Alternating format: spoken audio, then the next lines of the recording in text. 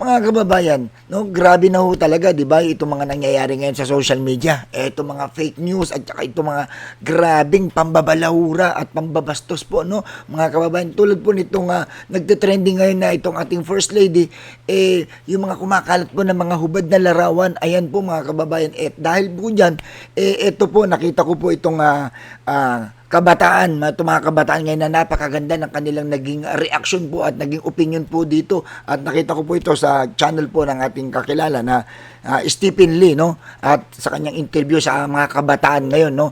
Tungkol po sa naging reaction din po ni Dr. Jose Antonio Goytia, isa pong kilalang civic leader at may bold position po sa sovereignty po ng Pilipinas, no? Yan po si Kapep, no? Na kanyang sinabi na etong mga pambabastos, pambabalawra, may karampatang parusa ho ito at ito'y malinaw na ito'y isang kasinungalingan at ito'y pambabastos sa asawa po ng ating presidente PBBM, no? So ito po ang naging sagot po ng mga kabataan ngayon, no? At ito po, pakinggan po natin mga kababayan, reaksyonan natin itong bata na to. Yung masasabi ko lang, bago natin gawin yung isang bagay po, dapat pag-isipan muna natin po kung tama ba yung gawin natin, kung wala ba tayong masasaktan na tao, at ilagay natin sa sitwasyon kung tayo yung ginawan nun, kung di ba tayo masasaktan, di ba tayo magagalit. Kaya, bago po natin gawin yung isang bagay, dapat pag-isipan muna natin. Pares lang tayo na Pilipino, dapat na di tayo gumawa ng ganong klaseng bagay po na makasira ng buhay ng ibang tao.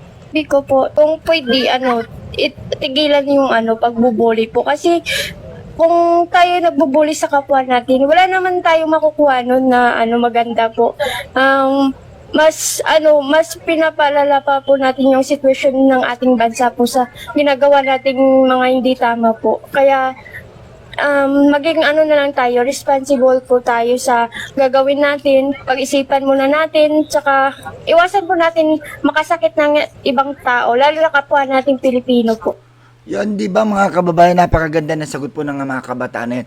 Ito po mga kababayan, mahalaga po talaga mga kababayan na ma-spread po natin itong mga ganitong information para sa kaalaman ng lahat na ito'y hindi tama, itong mga ganitong pambabalawra, pambabastos sa mga kapwa natin Pilipino, tulad po ng ginagawa nitong mga DDS ngayon na pinapakalat po nila mga kababayan etong mga hubad na larawan ng ating First Lady na akala naman nila mga kababayan, ito ikakapanalo nila at ikakaangat ng kanilang iniidolo, no mga kababayan. Hindi nila alam, the more na binabastos, binabalawran nila ang First Lady at ang mga Marcos, lalong inaangat ng Diyos at ang taong bayan ang mga Marcos. Bakit ho kanyo? Kasi sila'y napakatahimik lang at sila'y hindi patola at hindi sila gumagawa ng hakbang para gantihan, patulan ito mga grabe at sobrang pambabastos na nila mga kababayan. Kaya dito nyo makikita mga kababayan kung gaano nakasama ngayon itong mga taong to na nagpapakalat ng mga hubad na larawan po ng ating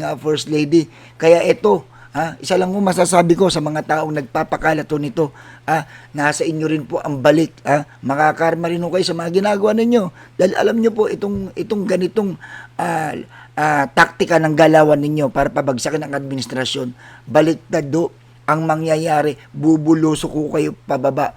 Dahil tandaan ninyo, yung taong ibinababa ninyo, siya naman po inaangat.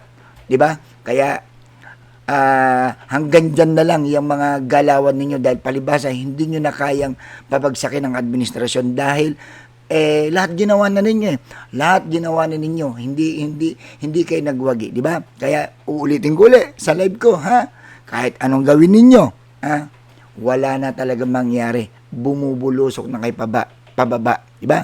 Kaya isa lang masabi ko, mahiya naman kayo.